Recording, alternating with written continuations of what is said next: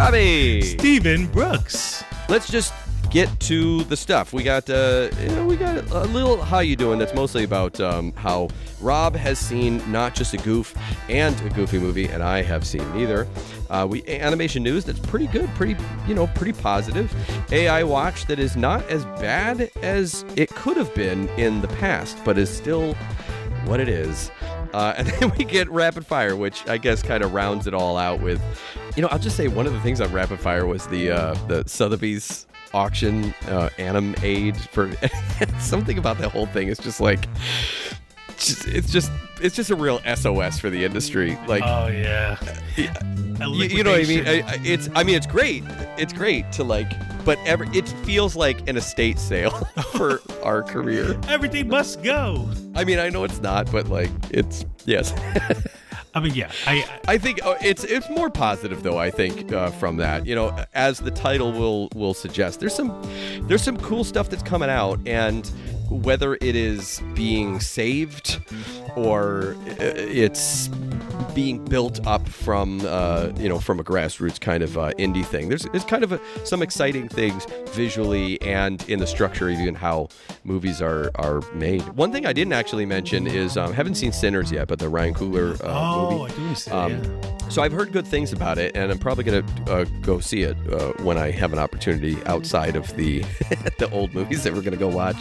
But apparently he got a deal with the studio that it's something like after 25 years, the rights revert to him completely. It's not the first time that it's been done, but it's interesting that now in this time when things are so chaotic, and listen, if the companies, if industry, if you're trying to figure out what you want to be and what movies you want to display and how you want to do streaming and all that sort of stuff, if you're still trying to figure it out, then now is a good time to start, messing around with the contracts as well and see if everybody wins in this So he can scenario. take the property so after 2050 something. After 25 years and kind of just do whatever he wants with it, even if he wants to make a sequel that's part of it, but he makes all of the money, like everything that is made 2050, if there's like a re-release or whatever, something, if he decides that he wants to put it back in theaters or whatever, like all the money comes back to him. Like he just owns it all.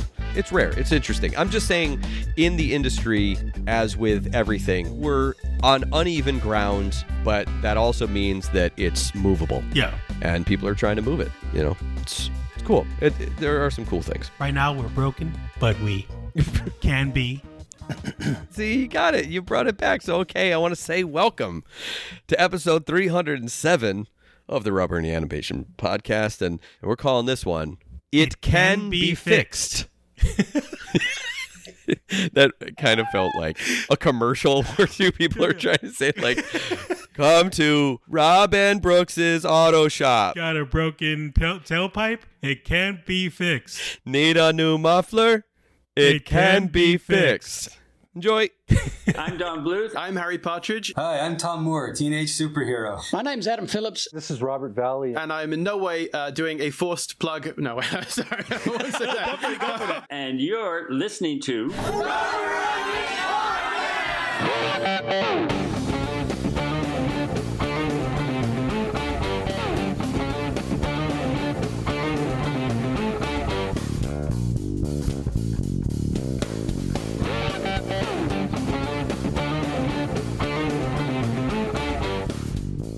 The Pope is dead. I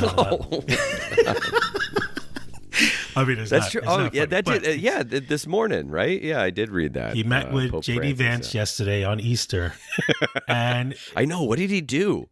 I shared this the gif of Phoebe when she has her sexy phlegm, when she's just coughing. I don't know. Like, it's just so weird. Like, was he waiting for Easter to end? And it's just the holiest of holidays to die after. Like, was JD Vance like, do you want a shot? And he was just like, no, I don't want to get too crazy. And then it just like had a whole night of just like The Hangover, but. So I'm not Catholic, so I don't really know anything. Yes, I'm not the Pope. I don't really know much about like the selection process. I know it has something to do with smoke, right? White smoke means a new pope, right? So yeah, I don't know. I guess that's going to be a new thing that's going to be streamed. Just live streamed. Just the live feed. It's like the live feeds that they have of I don't know, like an eagle's nest.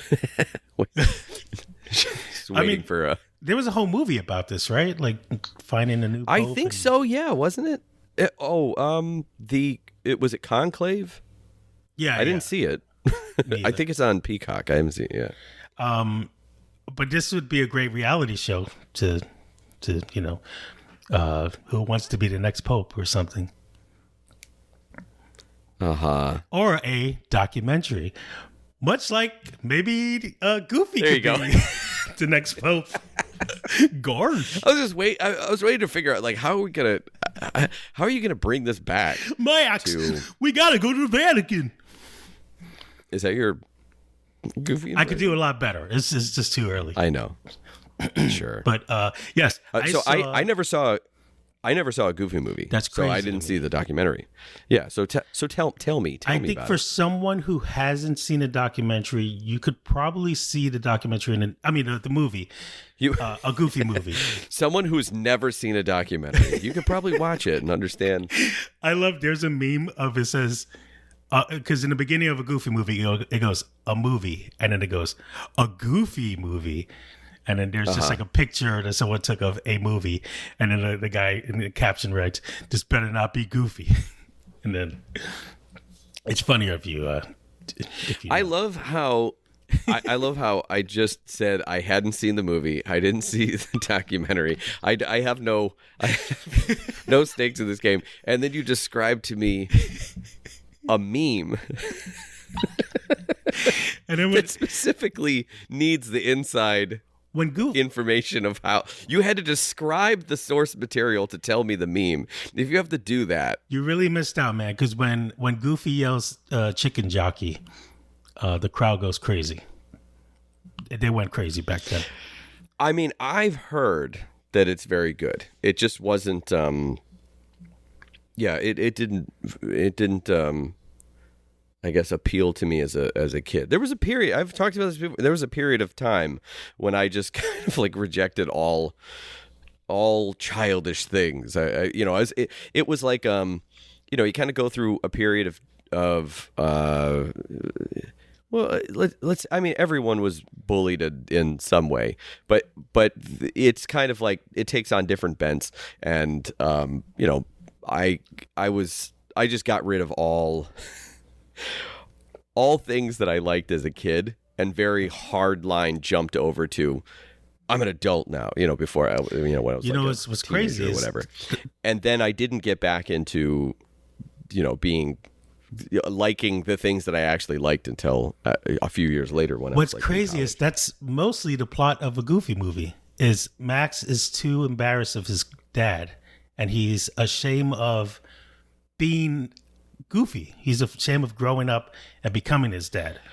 That's the plot of every single parent kid movie in the 80s and 90s, because it was true. It was a true thing. It was a true feeling that a lot of people had.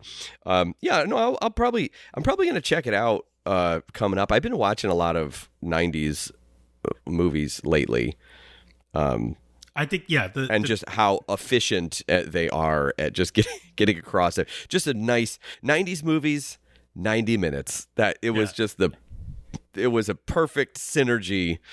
I watched the Teenage Mutant Ninja Turtles 1990 movie again yesterday. I watch it all the time, but it's the 35th anniversary. And every time that I watch it, I kind of pick up like a new thing. I don't know if I had talked about this before. I feel like the last time we watched it, I noticed that when I can't remember if it's Donnie or Leo at the time is doing a bicycle kick. He's actually holding on to a bicycle that's hanging from the ceiling, and the seat comes off. And I was like, that's such a weird inside joke for stunt people. And there were things like old I think it was a Jackie Chan movie where this person's swinging a sword and he's like bending over to avoid the sword slashing and does it a few times, and they repeat that same gag in this one with Leo where he doesn't swing the sword and the guy bends over again. He's like, I gotcha. It's from an old kung fu movie. So, and Golden Harvest produced it. So I think, I don't know for sure if that was a Golden Harvest movie, but anyway, there's just some fun things that you kind of like, you catch a little bit. But it was like every 5 minutes they introduce a new character. It was, you got April, 5 minutes later you get the Turtles, 5 minutes later you get like Casey, 5 minutes later. You know, it's just boom, boom, boom, boom. That was the very, perfect, very efficient. Casey Jones. I Oh think, yeah, in my definitely. Book. Okay, tried, so documentary. I've seen people post. Sorry, I've seen people post about this documentary. Like, is it like one of those that if I didn't see the movie, I would still enjoy the making of portion of it? Because I recommend that for people who haven't seen. Was it the Sweatbox? Yeah, They don't. Emperor's New Groove. Even if you haven't seen it, it doesn't matter. I actually did see it. Yeah, it was pretty good. I saw it recently, but they actually don't shy away too much from like production chaos and how Jeffrey Katzenberg went in there not having any kind of desire for animation. He saw it like a punishment that he was thrown into this kind of world, and kind of seeing how invested he got. And of course, he was just a huge pain sometimes to the projects because they would show him like a work in progress of what they're working on, and he would sleep through most of the movie and then kind of like wake up and then give all these notes on how it doesn't make sense. And they're like, but he was sleeping for 30 minutes of the movie. And then there's like I don't want to give too much away, but there's a whole like part where the movie was almost completed and they noticed there was like a burnt out pixel on the corner of the screen for every frame of the movie because the overhead like camera they were using had that oh no. So they had to buy a new camera and just film the whole thing all over again. Like, oh man. So it's just stuff like that is just, even if you didn't see the movie, you would kind of just enjoy just all this craziness that they had to go to just in order to get this out, get this movie out. Wow, that's crazy. Yeah, I'll check it out. I feel like I do want to watch a Goofy movie first. So, what do you think? Should I watch it first or should I watch it after? Maybe I'll watch it after. Maybe I'll watch the documentary first. Yeah, I think since you haven't grown up with it, I would say watch the documentary and then knowing... Gives me a little more appreciation as an adult and an animator. And okay. Yeah, I'll do that. That's good. Okay. Good. You sold it to me. Nice. I say it has chaos. You're like, I love chaos. Is that a reference from the movie, or you just... No, I don't. Let's just say a lot of goofy shenanigans happen. All right, now it's time for animation news of the week. We only have a couple stories this week, but I think that they're fun. In times past, we have given news stories about, this thing's closing down and this movie got buried, but we have two kind of nice stories. I feel very nice about these stories. Very rare. It is rare, yes. So these, and they also are pretty new, even though it's been a couple weeks since our last episode. We've been doing these every 2 weeks or so. They are pretty relevant. So the first story that we have to mention here, the first bit of news, is Fixed, the R-rated adult hand-drawn animated comedy from Genndy Tartakovsky, has been has a new home location. I was trying to say has been picked up, has a distributor now. Yeah. but the distribution is going to be on streaming. It's on Netflix. It's coming out in August, and that's after Warner Brothers had just completely abandoned it. I guess it was a Warner Brothers Sony co-production, and Warner Brothers was supposed to be the distributor. It's interesting that Sony is not distribute. Like if it was a co-production, it's I guess I don't really know how Sony couldn't be the ones to pick it up and then distribute it. But hey, they found a new place for it. Yeah, and it's it's not in theaters. It's going to be on Netflix. and that's fine. But It's not on Tubi. as you said, because I texted you. I was like, oh man, I was kind of hoping when I saw that news that it was going to be in theaters, and then when it was on Netflix, and you're like, hey, it's better than nothing. And yeah, you're right. You're right. It's better than nothing. It looks good. I mean, the images look good. We talked about it a while back, and so we've been waiting for a while. This is turning out to be a very interesting year for animation, and specifically projects that were at Warner Brothers being like animated projects or animation related projects at Warner Brothers that have been like completely abandoned in this new administration where they're just like, we deal with adult things. You're almost No, I click through Max. You don't deal with adult things. You just don't want to deal with animation. It's so weird. This whole thing about like, we don't want to get kids. This is an R-rated hand-drawn comedies. I don't really know what they're thinking. Yeah. Because it's not about that. It's not about not making kids programs. It just the more that stuff like this comes out, it just feels like Warner Brothers Discovery just has it out for animation, or they're like, we only have room in our lives for like 5 animated projects at any given time. Yeah, but they have to make room for like the Logan Paul family show. Man, turning on Max and seeing it was like the Pauloverse or something like that, and I was like, oh, what's that? Because I don't know, it looked like an indie. It looked like Spring Breakers or something. I don't know. It was a little image, and they're highlighting it. It was like a bunch of videos next to each other, and I saw that they had their own reality. Is it a reality show or is it a? It's I don't a know what it reality is. Show, yeah. It just bums me out. It bums me out. And when I'm watching things like Hacks is back on TV, I like Hacks. Season 4 now. Started watching it, and right at the bottom it says a Max original. No, it was an HBO original. Why is it a Max original? It's just strange now that even things that were and I guess are on HBO now. They now have the Max original thing on it. Last of Us. Yes. Anyway, sorry.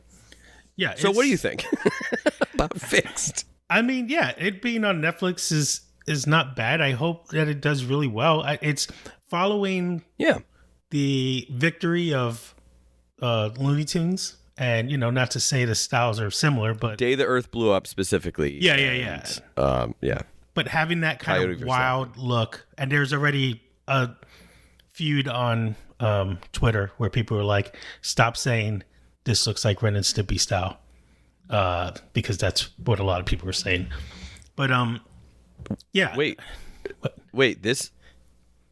No, it doesn't. I know, but people just say that. They just like, this is giving me Ren and Stimpy vibes.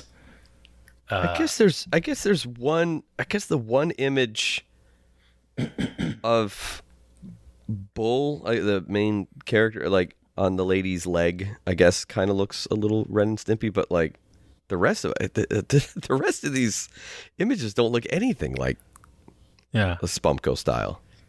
It's just kids don't know anything. Kids, go throw popcorn in the theater.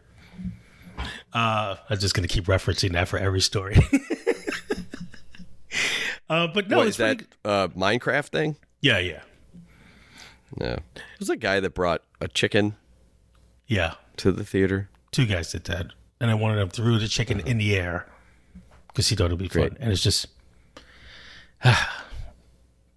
That's why, Hey, if that's what gets people to the theater, I guess. I mean, yeah, listen, I'll like sell studios- out and have people throw chickens in the air. Throw your chicken in the air and throw it like you just Poor don't care. chicken. Oh, chicken. That Minecraft chicken in the movie, though. I didn't see the movie, but there's the lava chicken segment, whatever. And the chicken looks so good, and it's squared, and it just looks tasty. Oh, you're talking about food. I see. Yeah. All right. So well, anyway, listen. back to Fixed. See, here's the thing. It's just a story about it being picked up.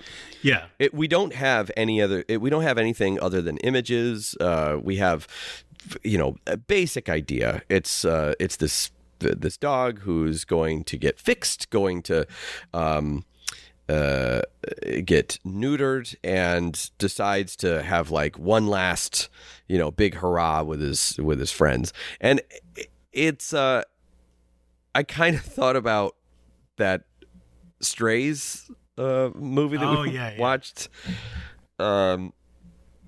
where I don't know if this is just a Ants of Bugs Life. I mean, I know it took a while for this to come out, but I think they could have come out next to each other, really. A Deep Impact, Armageddon. Like, was there just chatter in Hollywood at the time that was like, oh, we should do an R-rated comedy about dogs? Yeah. But Secret Life of Pets could have been Sure. R-rated, especially who the cast was in the first one. It's interesting that I don't know what direction the movie's going to be. Like, obviously it looks fun and silly and stuff like that. I hope that, with his background with Samurai Jack and Primal, that he'll get to explore that kind of rated R animated feature. Well, I think it's done. What do you mean? Oh, the shows? I think it's done. What? No, Fixed. I mean, I think it's done. You say, I hope that he gets to explore. Oh, as far as future the projects once this is out. Oh, I see. I see. But so you're saying his that. Wait, what are you saying? Okay, so when this is out and it's a huge success. Yes. I just as it definitely will be an R-rated 2D animated comedy on Netflix. There's a lot of animated rated R animated films that leans towards the kind of sex driven wacky stuff like that, which is fine. But a lot of serious stuff we get is very American anime kind of looking. So if we can get something, we were watching Common Side Effects, stuff like that, where it's just has a tone like that. And I think he's good at doing stuff like that, like Primal. Imagine not Primal exactly, but something in that nature being an adult animated movie. Hopefully it would lead to stuff like that as well. And maybe even another shot at doing Popeye, because that's something that we lost. And now we're kind of gaining back these projects because I don't know what happened with Popeye, where we just kind of just lost that battle. We were not fair. But then everything else, we're kind of really, it's nice to get this complaint and get these projects out. There was that whole debate with Wile E. Coyote, whether it's going to be good or bad. And it better be good because we did this. And that shouldn't matter. It should be animators worked hard on these projects and they get to be seen. We don't know what the outcome's going to be of this movie. But the fact that we were going to lose it and now it's going to come out, we should feel pretty, happy about that either way. So he does have another movie that's coming out that he's working on. It's called Black Knight. With Martin Lawrence. And oh yes. Oh my God. Yeah, so he said it's really great, same thing as Fixed, pushing the envelope. And now we're just starting to take it out to see who wants to make it with Sony. So I don't think it would be rated R, maybe PG-13 or something like that. Maybe R, I don't know. It's right on the cusp. I would push it one way or the other, but it's adult for sure. That's what... And as far as like what it's about, what the plot is, I don't think I'm ready to reveal that yet. Is what he said. That information came, from last year. Yeah, I'm looking at some screenshots that I guess he shared on his Instagram. Looks CG. Let me share this with you here. You can Google these. It's not hard, but yeah. Oh, nice stuff like that. Yeah. Yeah, it looks neat. It's very Love, Death, and Robots is coming out with a new season too, right? Yeah. I mean, I think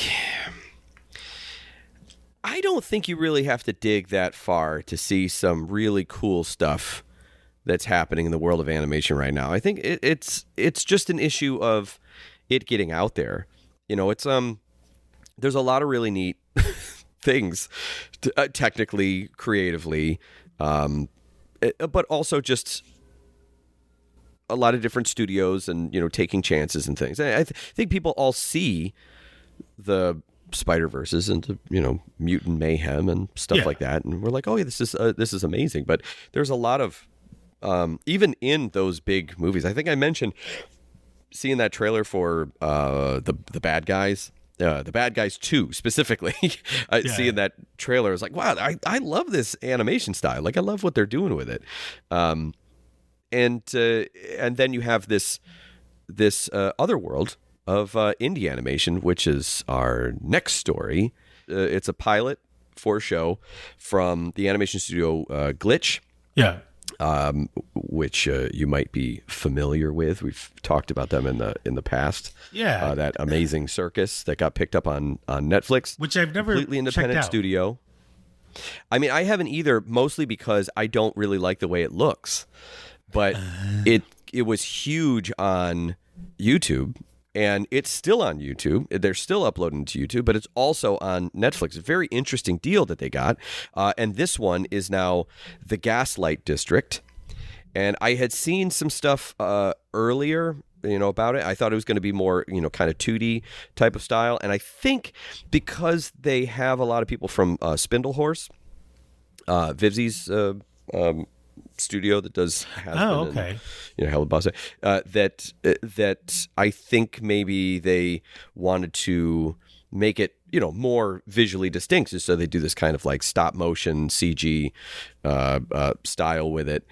And here is another, I guess R-rated. I mean, it's maybe hard PG-13, and they swear, there's violence. I really think swearing is the thing that really kicks you over to an R faster than... You remember the Matrix could have been PG-13, but they didn't want to take the F word out of the final Rage Against the Machine song. Like, literally just that. Just the song.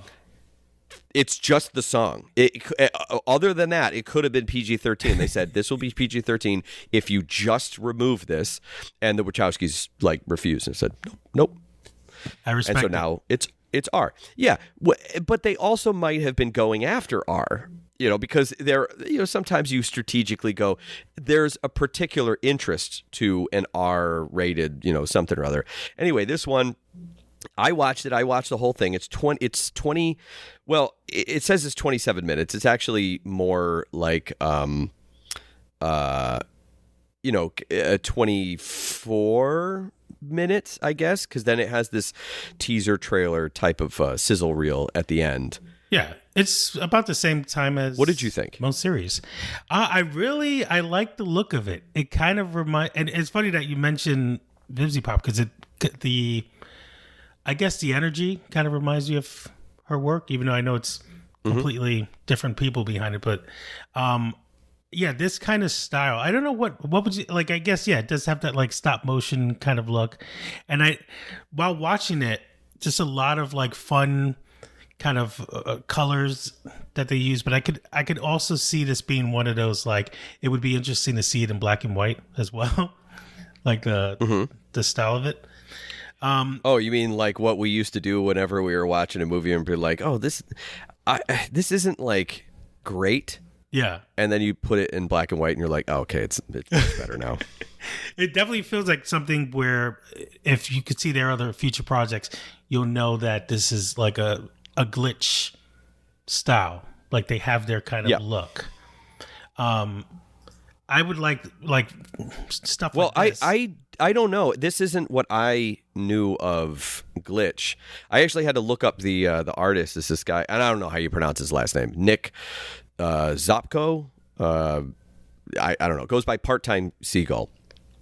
So I think it's that guy's style mostly.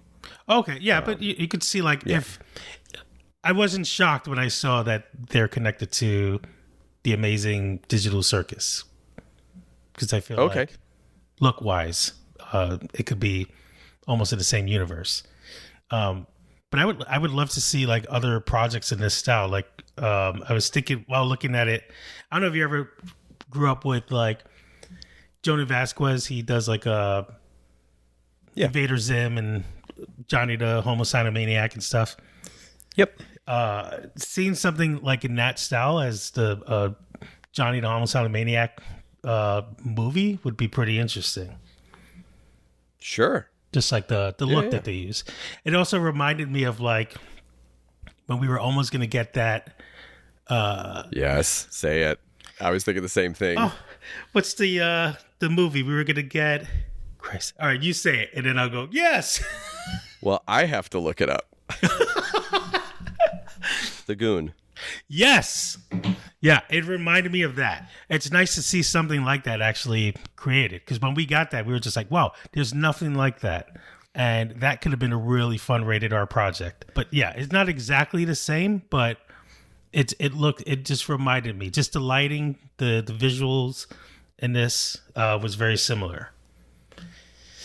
So yeah, I think this was pretty fun. I know you said there's so this is strictly for YouTube though. Well, it is now. So this is what I think is interesting about it. It's an independent studio. They make series and they upload it to YouTube. Now, this is where they have their own IP. They get some money off of YouTube. They raise money through investors. I don't know. I got to look into them more to see how the structure of how they get money, because it does seem to be rather unique. But they get some investment. They get some money. They make good quality animated shorts. Or animated series that goes up on YouTube. Then Netflix picked up Amazing Circus. Then I'm assuming they used money from that to move over to making this. And at the end, they are saying, and even in the description, it says like, go to the merch. If you want to support it, go buy merch. Yeah, and that's basically it. They're saying, buy our stuff. And from that, they will be able to get some more money. They are looking for investors as well. There's just an open call saying we're looking for investors to come in on this. And I think that because of that pipeline that they had before, they were selling the Amazing Circus, that they might be able to, get some investors, sell some merch, keep the thing going, show the interest, social proof the amount of views that are there to make it enticing for a studio or a network, quote unquote, or a streamer to be able to take it, buy it and put it up on their platform. I think that's generally kind of where their pipeline is. Yeah. And it's interesting it looks great. I mean, it looks great. It moves great. I do like how people are getting more used to lower frame rates now. So I feel like that was something in the past where people look. I animated something on 3s at one point, and I just got so many comments. They're like, "Why is it so choppy?" Like, it's a low frame rate, man. It's just the way that it is. And I feel like people are kind of getting, more accustomed to a wider range of styles, both in the visual, the technique of creating the visuals, CG, hand drawn that looks CG that looks hand drawn, stop motion, CG that looks stop motion, 3D printed. People are just kind of. There's even a short that I had watched. I guess it came out last year. That's all done in this very unique. It's kind of like Mary Shelley's Frank. God, I always mess it up. The paper stop motion. Oh yeah. Frankenhole. Yeah. I was Frankenhole. Like, Frankenhead? Yeah, so there's a animated short that I had kind of earmarked for myself to go back and watch it later. That seemed really interesting. It's called Gruff. It's by Righteous Robot. You can go check it up. It's up on YouTube. It's about 10 minutes, 9.5 minutes. Oh, nice. But anyway, so I feel like, it's like I said, it's kind of a fun time for animation in this way. We get Fixed that is, someone who's going about it through a different type of studio way, and then you have Glitch that's going about it in a different type of indie way. And actually, kind of alongside that, there's a Kickstarter. They already made their goal. It's called Far-Fetched. It's an animated pilot, and I guess in 8 hours they met their goal of $80,000, and now it's up to 141,000, 1,700 plus backers.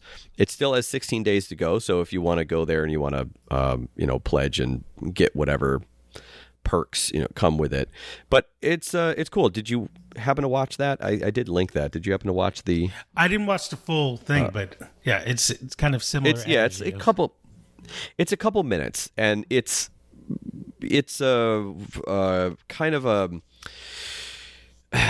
it's rock horror crossover thing, right? They go to make a music video, and then things get crazy from there.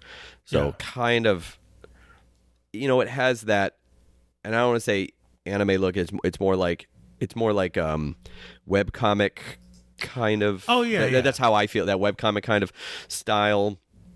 And I know there's a vast array of styles for webcomics, but when you see it, I think you'll know what I mean. I'm not as well versed in webcomics to pull out particular names, but it has the style that I am familiar with this type of thing, and the voice acting has a very I consider it's high pitched voice acting. Yeah. You know how your mom says, like, skinny cartoons. There's a particular type of voice acting that it just feels like everyone is speaking very high, and that's what this one is. So it has an aesthetic that I think that people are familiar with, but I guess it's kind of like that, but with Deathlock. If I could, I'm noticing a pattern of like colors of like, green, purple, turquoise, yep, which I'm not hating. That seems to be a very Night of the Zoopocalypse, right? Has a very similar color palette to it. It's a friendly, accessible Trapper Keeper style horror animated comedy, right? I guess is how I would describe that kind of style, But I think I like these stories, and even this thing as well, as just now they're going the Kickstarter route to finish it. They've already animated a bunch of stuff. They're going to Kickstarter to help finish it, and I think that's it's always the best use of it. But I don't know. We've been through such a dark time recently. It was such high highs while the world was in low lows, and then the world opens up, and then we go down to the lowest of lows. Yeah. And it's basically everyone I know is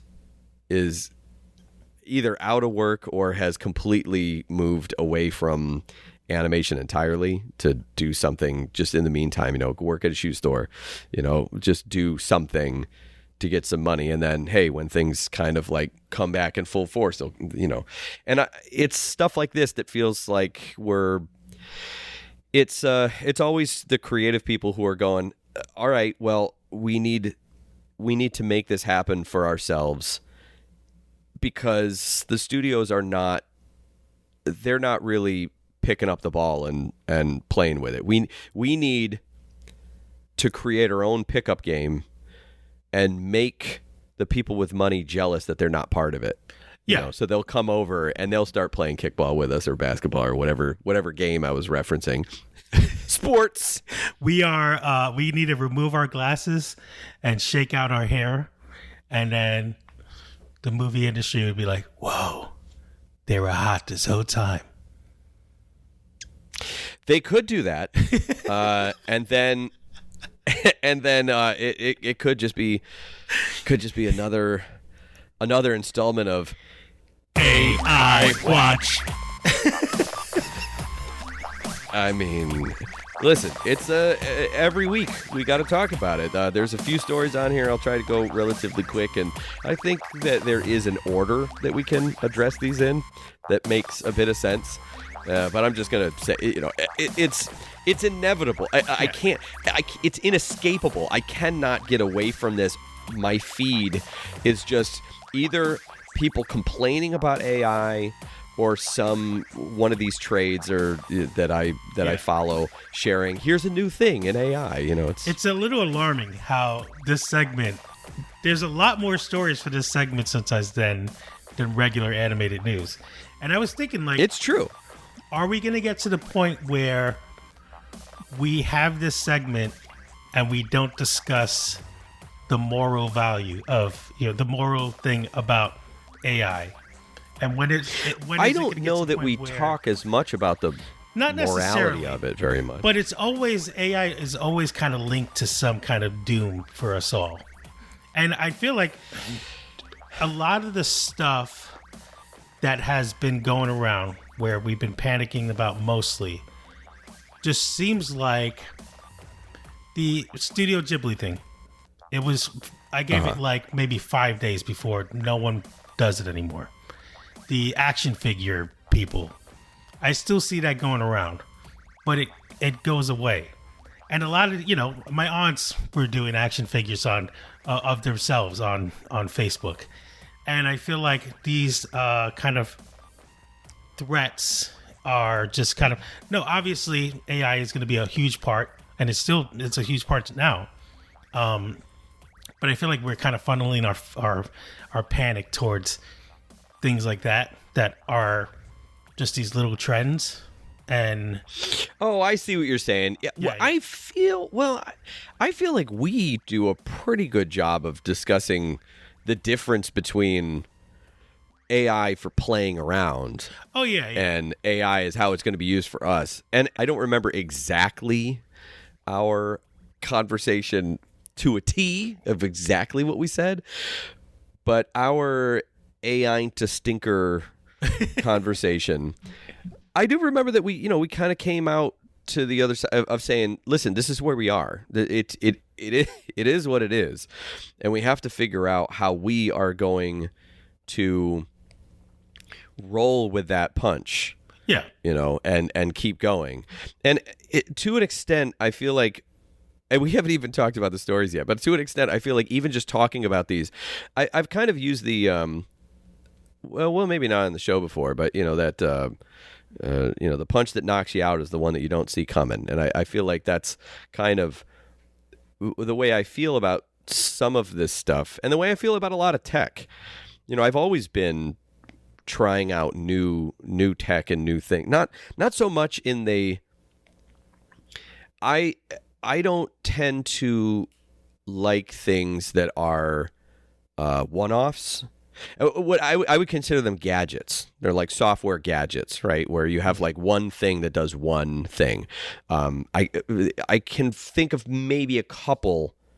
I used to use this thing called the levelator that used to take our audio for the podcast and would basically was like a very aggressive compressor that would make it as loud as possible without like clipping and would kind of like even out our volumes. I used that. And that's a one-off. I kind of consider it something like, I don't know, having a thing in the kitchen that does one job. It just does this one thing. It's like having an ice cream maker or something like that. You don't use it for anything other than ice cream. And what's the point of having that there? It just feels like it's just taking up space to do this one thing. So I tend to not have that stuff with tech, just because I want to be able to use it, for multiple so a lot of it is in software. These things are like, a lot of them have been one-offs, but this new ChatGPT thing where you could ask it to pretty much do any type of, visual, whatever. I think I sent you the AI upscaling of A Different World. Didn't I send you that? Some guy was pointing out that if you watch it on Netflix. Oh, yeah. They take... Yeah. And you can see like every time they do it, the mouths look really weird. They're kind of like gummy and they stick together sometimes. And then the words in the background is just like a jumbled hieroglyphics. It doesn't really. But if you sit far away, it looks fine. It looks like high def. But that's how we watched TV as kids anyway. We watched it on like a small TV sitting far away, so it all kind of blended together. Anyway, let's get into the first story here, because I feel like, at least in part, a little bit more on the positive side of things. There's this No Fakes Act that's working its way through, and YouTube now has endorsed it, and it is to outlaw unauthorized AI clones. It's very similar to the thing that SAG was negotiating during the whole strike, that the games side of things was still was doing for or was negotiating for longer. And I think that it's stuff like this when you can have big companies that come out and support for whatever reason. Obviously, they're only going to put their support behind a law or something if it is going to help either their bottom line or help prevent their bottom line from being made lower. Actually, I don't know if it would be lower or higher. It costs them money. Yeah. And in this case, they're kind of doing a thing where I feel like the negotiation was happening where they say, yeah, we'll put our force behind this as long as you give us a grace period to people need to see, this is an AI version, and then report it, like they do with copyright infringement. So they won't be punished for essentially accidentally hosting AI content that would be outlawed. And then they would be the ones that would be punished. So they kind of put this provision in there to be like the copyright, where you get certain strikes and basically anything that is an unauthorized clone of a living person. There is a provision in there that I think the MPA also backed it, and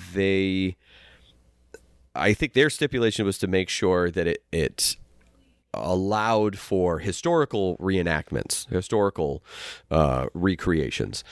And so, they're kind of, a little etching a little here.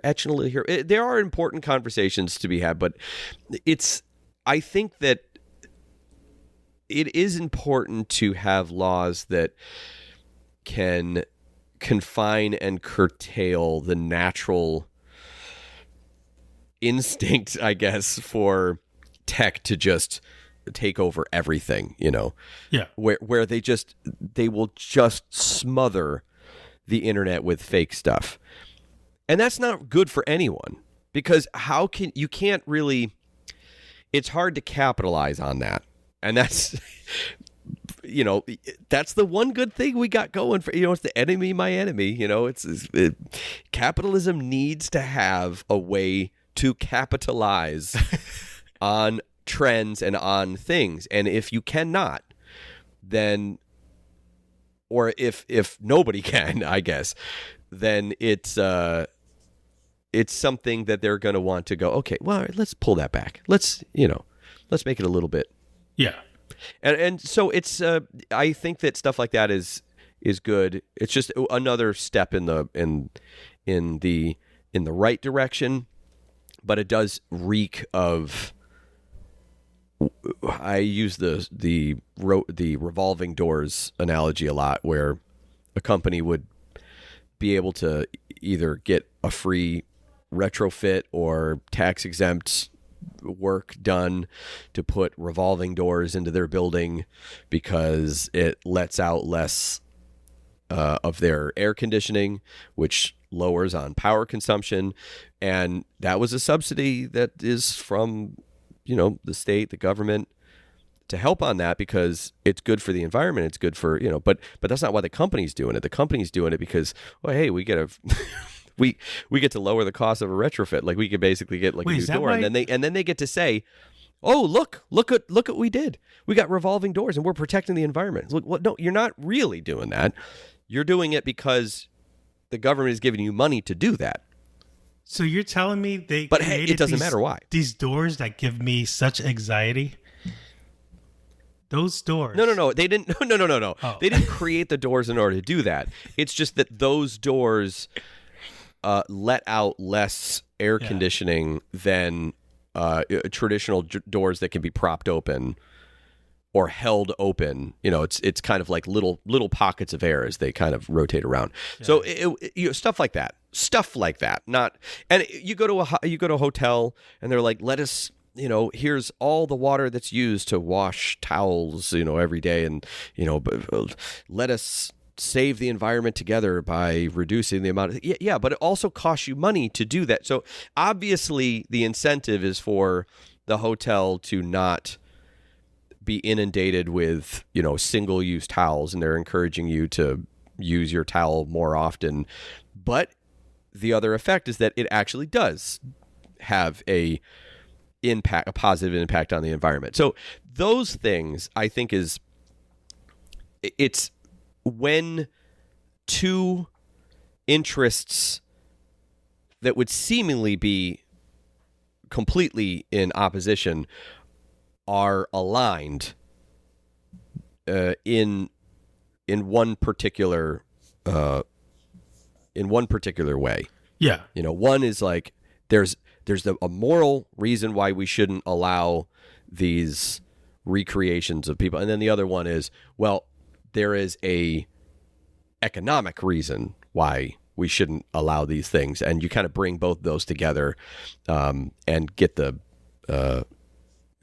to co-sign on this law. These are incremental, yeah, but I think important steps for any new technology like this. This story kind of reminded me of remember, I think Matt Stone and Trey Parker had this special where they deep fake Donald Trump's face, but they didn't they didn't call him Donald Trump. They called him like something else, and they kind of invested like behind the scenes. They kind of invested in a yes, I remember. Yep, kind of company. Now, do you think is that a way of getting around it, where you can have Brad Pitt endorse your product, but he's calling himself, I don't know, something completely different? I don't. My assumption is no. My assumption is no. If you make a character, if you make an AI generated deep fake, deep learning, whatever version of a living person, then no. I think that is probably covered under this law. You can call it whatever you want, but yeah, no. I think that would be covered. I don't know much about the law, but interestingly, there was a Deadline article that was the title is Inside YouTube's Weird World of Fake Movie Trailers and How Studios Are Secretly Cashing In on the AI-Fueled Videos. I feel like last episode we talked about, or I mentioned about how many of these things that I'm seeing about fake posters, fake trailers. I mean, they've been doing these for years now. Yeah. That screen culture is probably the most popular that I've seen. It's every time that there's a new trailer for this Fantastic Four that comes out, and then someone shares like an image of Galactus, and it's like, well, that's definitely not the Galactus that they're gonna. You like they haven't showed it yet, but it's we're in this kind of weird transition time where you have this story now where YouTube is saying, yeah, we're totally behind this. And the MPA is, yeah, we're totally behind this. Let's make sure there's no AI clones. And you have AI clones that are being used in fake movie trailers. And you have production companies who have gone to YouTube, and instead of saying, take this down, they're saying, just turn that ad money and give it to us. It's don't let that person collect the ad money. Let us collect the ad money. So they do this. I feel like they've been doing this with music for a while. That whenever someone uses music that has, instead of giving a copyright strike, and this would happen as I upload the podcast, because I'll use the clips of music. Sometimes I'll get a little thing that will say, I don't monetize my stuff anyway, so like I don't get it, but it says it's not available for monetization, and any money would go toward that. So I actually think I can't monetize my own stuff, but anytime I use something that they see as copyrighted, they monetize it. Because I have noticed there are some times when people say like, "Oh, there was a commercial on this," and like, there shouldn't be. I don't make any money off of my YouTube, but they do. Because I used a copyrighted song that I like, chopped up and put underneath our talking, which should be part of fair use, but I'm not going to argue that. It's too much work to go back and forth. Yeah. But anyway, the point is, on the one hand, you have, let's take away this, AI clones, and on the other hand, you have companies going, all right, but in the meantime, give us that cash. As much as we can get out of this. Yeah. It just goes to my point that it's not even follow the money. It's just, is there money? Then companies are going to be behind it. Only if they can get a certain, and I think they're saying, okay, in the meantime, we're making a little bit of money here. Like, why wouldn't they take it down? And, there's general thought that, hey, any press is good press. Like, as long as people are interested. And I think that the current feeling is we got to get people back to the theater. There's all these articles that are now about studios talking about like the best way to get people to theaters and still have your streaming platforms and things. And they're trying to figure out, there was this weird article that I read. I think it was on Variety. And it was like, here's the plan to like make sure people go back to the theater. You just need 100 really good movies or movies that resonate with people, and it was basically just pitching for like the mid-budget movie to come back, and it just kind of reeks of like, I got the plan. I got a plan. Just make good stuff. That'll do it. Thanks, guy. Like, that's.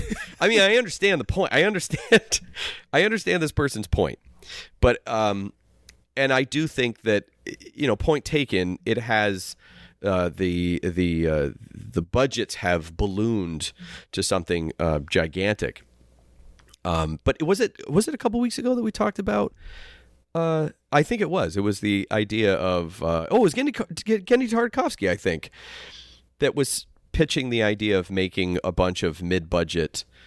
Or low budget animated stuff, and saying like, hey, we'll do that. And then the studios all came back to them and said, no, we No, it's much better for us to make one like high budget movie with the chance of making a ton of money back on that than it is to make a bunch of mid-budget lower movies that may or may not do anything. It's so strange. It's such a strange thing, but I understand it from a business aspect. But it makes you think of like, remember the times where they would make straight to DVD or straight to VHS sequels to Disney movies where they were the budget was a lot lower than the actual movies. And I think they were kind of making tons of money from these like kind of straight to video stuff. And I guess to some degree, that's probably what he was kind of, if there's enough of it that keeps coming out, people are going to see it. The problem with that though, is that then it has to be on, then it's going to be on streaming. The streaming, it changed the whole calculation because now it's subscription based. It's not buying. It's not like you do Aladdin and was it 40 Thieves or whatever whatever one of the sequels was. Yeah. It's not like you do that and then people have to buy the VHS or rent it or whatever. It would get put up on a streaming service as another thing. Yeah. Here's another thing on the street. So they're not actually getting more money. The more money that they would be getting is if they can show that people signed up to actually watch that thing. Then they get more subscribers. The idea is more about getting people, having things to make people sign up for your subscription service and or making people hold on to that subscription service. Those are kind of the metrics right now. So I do understand from that side of things how if people aren't going to the theater as much, then doing mid-budget stuff is not as appealing because people want to see a movie in the theater that a studio put a lot of effort behind, put a lot of like advertising and money behind because it's a better bet. I feel like that's probably what most people think. Yeah, I could see that. Look at this. It looks expensive. I'll go. I'll go watch it. Yeah. I mean, but this whole thing with the fake. I mean, I guess. Yeah.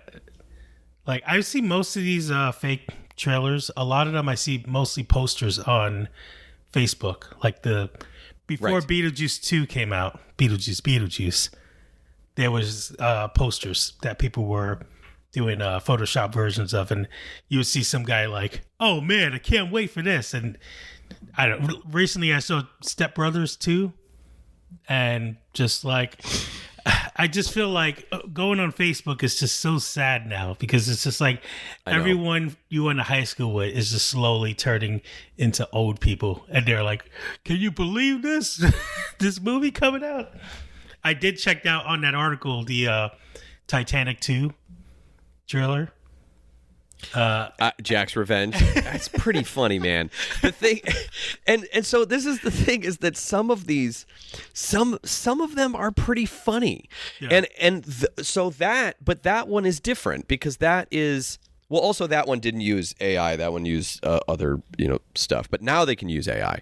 But I do think that there is a bit of a difference between doing something that is clearly silly and is clearly like this mashup kind of, funny trailer like What If, than doing. I think they said that the Screen Culture guy did. I don't know. It was over 10 fake trailers already for the new Fantastic Four. Yeah. Like that stuff, that's really annoying. And I don't know.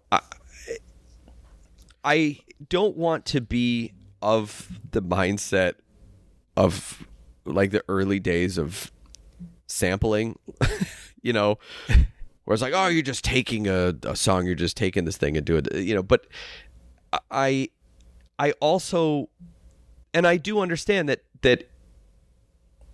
you need to use some creativity in order to make these things. And that's great if that's like whatever your expression is. I think the problem is where we are right now is just a really weird place between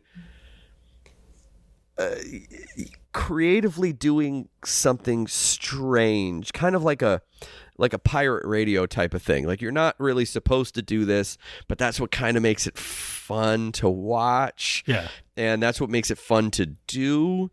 And then you kind of throw money in there, and you don't really have any sympathy for companies that have so much money, but then there's also, it gets very, very muddy. Yeah. And I think there's always a place for people to make cool, weird, fun stuff on the fringes of what is acceptable. That's always been there. It always will be there. And tech is always going to be a part of that, because people are just going to use whatever they can in order to make whatever they can. And some people are going to like it. And if it fills a space, if it fills a need, and the only way that you can make this and fill this need is through this AI stuff, people are going to do it regardless of if you make it illegal or not. They're going to find a way because people are going to watch it. And, it's tricky. And that's kind of what makes this now such a weird time, is that we're just seeing the world figure out what they're okay with. Yeah. And what they really want. It's accepting, I should eat salads, but I want a Big Mac. It's the it's the thing where what is it? Every time that I just saw something recently, I can't remember where. This will be the last thing I say on this, but it was just it was like surveys that they do. Oh, what do you want? From the customer, and it's Burger King and McDonald's and Wendy's or whatever. They all do fast food places, and they say you need to have salads. You need to have healthier, low-cal options on there. That's what we want. That's what we, the customer, wants. And then they offer them, and they inevitably do not sell. They lose tons of money on it, because the actual thing they're saying is you need to offer salads and healthy options for all those other fat asses out there. I'm a free person. I'm going to eat the Whopper. I'm going to eat this, but you need to do this for those people. Yeah. And I feel like that's what's happening right now with AI. It's kind of, there's a weird secret thing that's going on that I'm starting to see people kind of play around with things, but they don't really talk about it. And I just don't, because it just doesn't hold any interest for me. I can see the excitement in certain areas, but I do feel like there are people who are like really going after this, trying to, cut some corners and try to make things faster. And on the indie scene, people are doing it as well.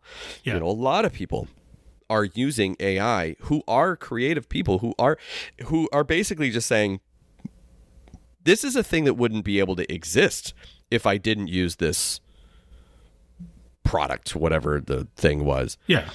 And it gets even muddier with the whole ethics of how the stuff was trained. And I think it's just, unfortunately, it's just a reckoning about what the internet is. And that's where we are. It's all these years of putting our stuff up online that anyone can see. It's kind of like an example of, people that would, get upset at YouTube changing their algorithm, and now it affects their livelihood because they can't make as much money. It's like, well, but there's not a contract here of like, there was nothing to stop them from doing that. Yeah. It's their company.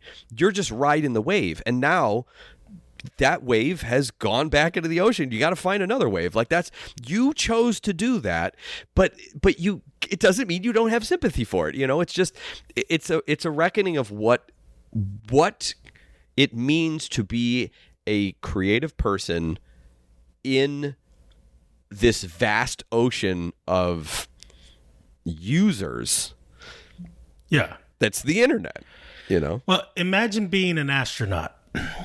And you had years. I don't have to. Hey, have you been to space? Did you see the? Did you see the Gale? The Kate? Oh, we can't talk about. That's too. I was getting to that. I was going to talk about. Oh, years of training and just kind of researching and trying your best to become an astronaut, because obviously you have to know so much. And then someone just goes, "Oh, we're going to go there for funsies." That's kind of what AI feels like sometimes. Amazing. You know what? Here, I'm going to say this last story here. We're not going to talk about that. I feel like we've already kind of done it. This NVIDIA Tom and Jerry thing.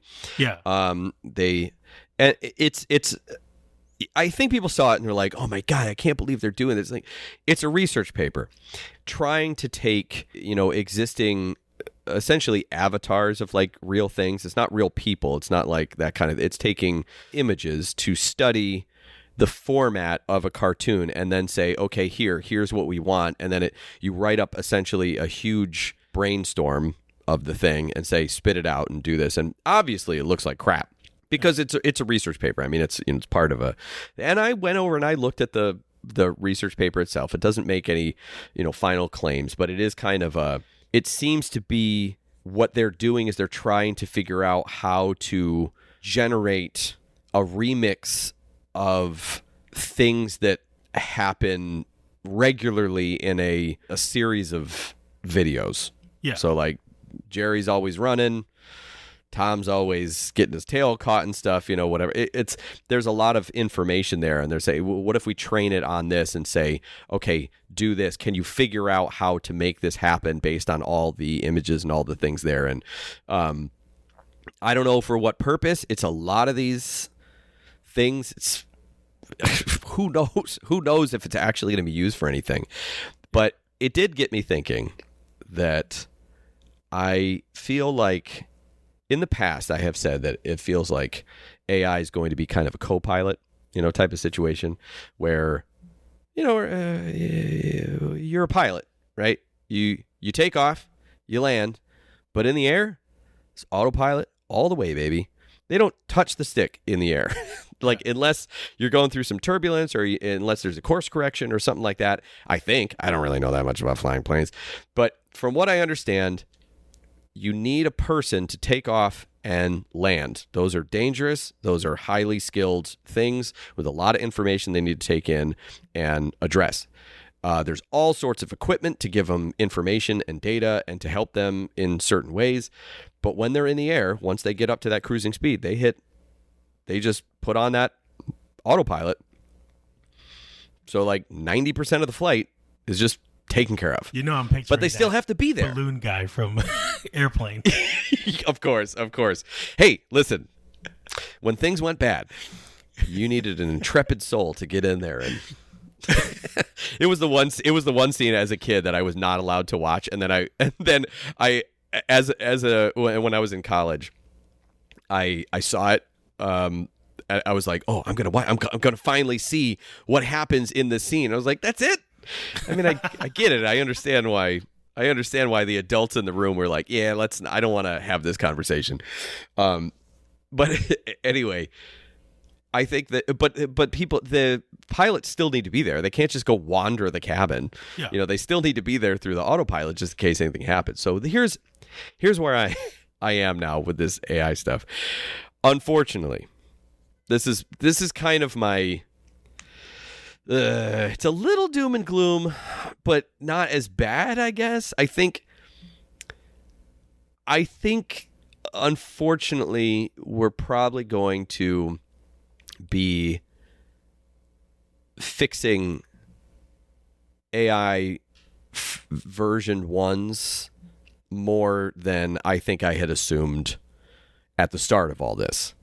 I kind of assumed that AI was mostly going to be used to communicate with people who didn't have an ability to imagine things, which we have talked with people before who have absolutely no ability to see something in their brain. They can say it, But once they see it, they're like, oh, that's not how I thought. Is it because you can't actually see it in your brain? Some people just don't have that ability. And I thought, like, yeah, this is a great way to talk to executives, is to just kind of go like, here, this is kind of what it would be. I think I considered it a communication tool for people who had no imagination. So they would show like, this is the overall visual imagination. Yeah, this is the concept that we want, and it's pretty much yes. Where you and I can talk about a thing, and then we can reference things, and we can talk, and you and I we'll come to a similar understanding of a visual language before we even do anything, right? And that's an important thing to do, because then it gives you a little bit of focus, even in your brainstorms. Like, even when you start exploring something, you still need to be able to understand kind of where you're going. And a complete blank page of it can be literally anything, especially even if you're talking mediums, you're talking whatever. Like, that's too big. You need to funnel it down a little bit. And so I considered it maybe good to use as a communication tool in that way. But it does feel like the way things are going, unless you're dealing with like, really big companies who have like a lot of money, who don't need to go through some of the process. I feel like, I don't know exactly. There's a lot of people in the industry, and I think that unfortunately I just don't see any way that it's not going to be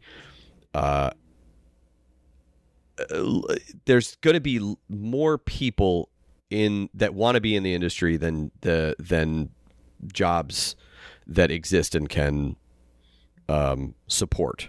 It's just what it feels like at the moment. So I feel like there are going to be some people that are going to need to,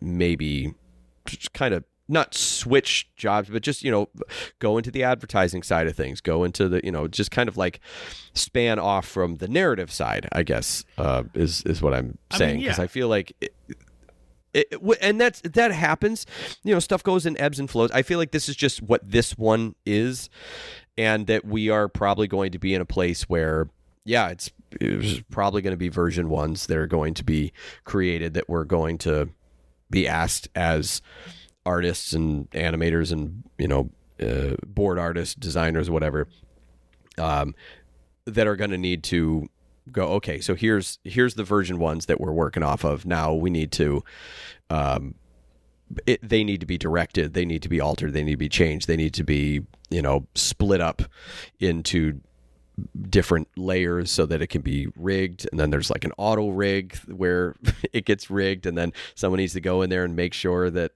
the hands don't clip in front of the face for so this would whatever prevent, reason. like doing retakes of something. So you film this whole scene, and you're like, oh man, I really don't like the way he picked up that bottle of water. Instead of having the it's animator possible change that it could be. Well, we have the motion now. We can just kind of like with AI train it to do it differently.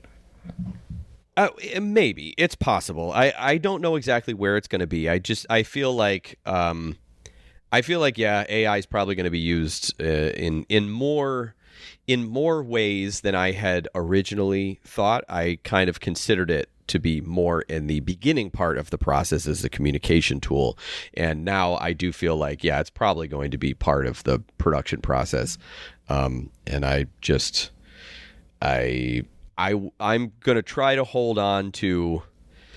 I've been doing a lot of sketching lately on just paper and pencil, and it's such a, I don't know. I sat down. Did I tell you this before? I sat down and I was watching Top Chef, and I just started sketching the people on Top Chef, just on my little notebook. I just had it there, and I was like, God, that's the most fun that I've had with, art, quote unquote, like anything that I've done artistically in kind of a while. And that was a little bit of a bummer of a thought, but that's why I got into it. That's why I started doing it, because I like the feeling of it. I think I draw better when it's pencil and paper anyway. I feel like I like the feel of it. I like the pace of it. I don't know. It's just, I'm the opposite. I don't even know how to draw on paper. Like, so if computers all died out, I'm no longer an artist. That's absolutely not true. You have definitely drawn on paper. I've seen you do it with marker. You're so stupid. But yeah, I mean, yeah, something like this with the Tom and Jerry thing it's interesting because like, just to kind of go quickly and go to our next segment. But I did that recently, the AI version of Cartoon All Stars, and there's a scene in there. Oh yeah, where yeah. I used the guy's lunchbox and I made it into a laptop, but I did it all through Photoshop and kind of, tricked it to make it look like. And it's crazy now. You could just do a prompt where instead of lunchbox, have him open up a laptop. I did fool somebody on TikTok. They were like, "Well, I had even I knew laptops came out in the 90s, but I didn't know it was that far." And it was like, oh no. And that's the thing. I get upset with Simpsons stuff, and I get upset with predictions, but then like I tend to do this thing too, where I try to trick the audience, and I think a lot of this AI stuff is tricking the audience. And it's funny because like I think the anger is, remember Magic Secrets Revealed, that special where the guy was just showing how to do all these things? The guy with the mask. Yeah, and all the musicians. Man, I taped all of those on VHS. I was like, I want to know how to do all these. I have a VHS that has basically nothing but that and the X-Files on it. It is the most like nerdy sci-fi magic whatever. Like I didn't do magic. I didn't do sleight. I remember that very clearly. They made a big deal about it. Like he had to conceal his face because the magicians all over would be so mad at him and come after him like a cabal of, you just see like David Copperfield and whoever else. Copperfield. David Copperfield. Cockatoo. Cocker Spaniel. They're just walking around flipping coins, and then I don't know. We gotta get hit on this guy. But that's what it feels like. It feels like that kind of stuff. It feels like totally trickery. But well, so there was this article, and I guess I'll link these in recommended reading or whatever. But Ted Sarandos, of Netflix, he's the co-CEO. Excuse me, I burped. That's the good radio right there. He regular Howard Stern over Cameron. James Cameron was on a podcast, and he was like, I think AI is going to be used to make things like 50% cheaper. And but not lay off 50% of the staff. So the throughput is okay. You mean the amount of stuff that you're working on, so that people can visual effects artists can like work on more stuff, and it's going to be a lot of stuff. And it's like, okay, that's one possible avenue of it. That's true. It will help you, make things for cheaper. It'll help you make things faster. That's one possibility. And keep all of the staff so they can work on things faster. That's possible. I would just say, having worked in very, very fast productions, time is the most valuable thing to any production. It's not even just because of the creative side of things. If something doesn't go right, if you're on a tight schedule, it doesn't leave a lot of time to fix that. And things can really, really snowball until eventually you're just like completely enveloped in this like avalanche of stress. And so, yeah, I do think that AI is going to be used to, make things cheaper, make things go faster. I don't know about 50%, but they, Ted Sarandos said, and it could make it 10% better. I think there's uses for it. He brought up The Irishman and all the de-aging and everything. And yeah, that's totally true. Like today with AI now, it's just a few years later, that could be done so much faster and so much cheaper with AI, deep fakes, whatever. But it's... I just think it's very kind of pie in the sky about what it could possibly be, and the actual use case of it is still very much uncertain. You have this other show The Oddbirds. Oh yeah, I saw that is totally, not totally AI, but it's AI. It's using AI to drive the process from I believe boards to CG, and I think that's something. Do you remember when we talked about IATSE did this whole, the Animation Guild, they did this whole thing about what do you think the threat of AI is going to be for artists, and the biggest one was 3D modelers, and that was surprising until you thought about it. Said that the job, I'm just really reducing it, but is essentially you're given like some illustrations and you kind of make a 3D version of that thing. Very reduced description. But if AI can do that and give you a model, then it's really, then you just need someone to go in there and clean it up and make it, make sure the polygons or whatever, take out the triangles. That's always the, whatever. But you can tighten it up, make it cleaner, make it more render friendly, and then give it over to the rigging artist. And it's unfortunately, I feel like it's one of those going to the xerography, getting rid of all the inkers, going to the cap system, and now you do have inkers and painters, but their jobs are different, and it's shifting things around. So maybe the amount of people that work on the show or on a movie would be about the same, but not in every department. It's gonna get moved around. You could be like, ooh, I would love to have a bigger stunt team, but I could never afford it, and now I can because I can spend less money over here. So it's stuff like that. Yeah. I mean, that is a terrifying thought for like 3D artists and stuff. And it's weird because it's kind of like almost a horrible full circle of like stop motion, visual, practical effects people, and then, this new kind of thing where you can create 3D elements and it can replace that whole career.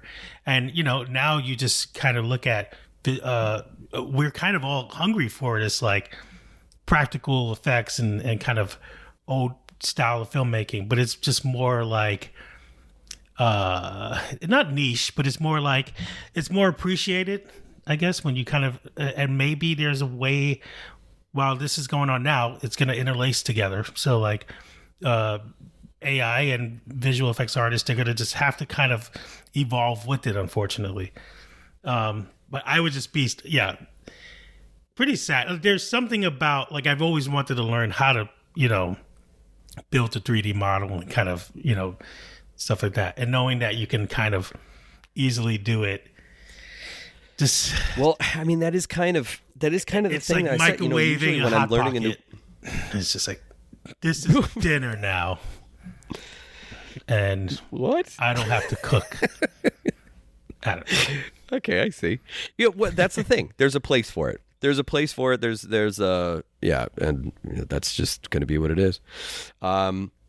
Well, I think we've come to the end of our show now, and I think we can move on. All right, guess I'll just just leave it to going on with our day. I'm going to go get some coffee and start rapid fire. You'll get caught up in it. What do you do? What is this rapid fire? I'm trying to match it with fire. With the crossfire kind of thing, real guttural, and you're like, rapid fire. Anyway, we only got 3 stories, so I guess now that I've made fun of you ready? Right, you ready to do this? Let's do this. And rapid fire. Sotheby's, Anim Aid. Are you going to try to buy something? It's going to be all expensive. I've been I wanted to buy animation cells to put in my office, and every time I see it, even if it's $200, I'm like, I can't do it. But it'd be nice to get some stuff if I would get in trouble. Yes, it would be nice to get some stuff. They have all sorts of things. You can go check it out, and it's, I believe, just to go up until April 30th. So, if you're listening to this on Patreon, you have an opportunity to do it. If you're listening to it when it gets released, sorry, but you're on the week delay. If you want it when we record it, Patreon, rapid fire. This one's yours. This was you shared this Lux Doctor Who. Yeah. Listen, I never looked interesting. I have no interest in Doctor Who. I don't know anything about it. I know there's this whole lore towards it. It's been out for so many years, but this one is definitely an episode I would see. It's a mixture of like animation and live action. It just seems like there's a character from, I guess, the 40s or 50s. Who's well, it looks 30s. Oh, 30. Yeah, that's a 30s. Yeah, like a Fleischer rubber hose. Oh, there. Yeah. It just looks interesting. It looks fun. It looks like I almost wish it kind of stood on its own as something on its own that's not attached to it. I think it can. I think Doctor Who is like a monster of the week kind of show. I mean, I also did. Well, I was saying even if this was just like a movie that came out separately from this franchise, but that's only because apparently I know you can see it on Disney Plus. Yeah, but it looks. Yeah, apparently you can watch it on Disney Plus. So go check it out. Rapid fire.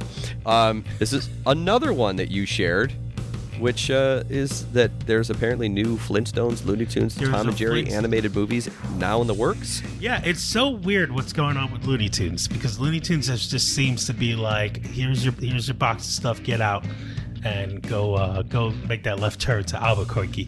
But there's new movies coming out, and also Steve, you want to say something so bad? Flintstones movie, which I'm very excited about, because I think we need this a new Flintstones IP. There's been a lot of attempts. Seth MacFarlane and who was it that made Cocaine Bear? Cocaine Bear? I mean, it was directed by Elizabeth Banks. Okay, I think, yeah, she was doing a Fox series. It was an adult series of the Flintstones and called Bedrock, and that kind of fell out. So it'd be nice to see the Flintstones kind of come back.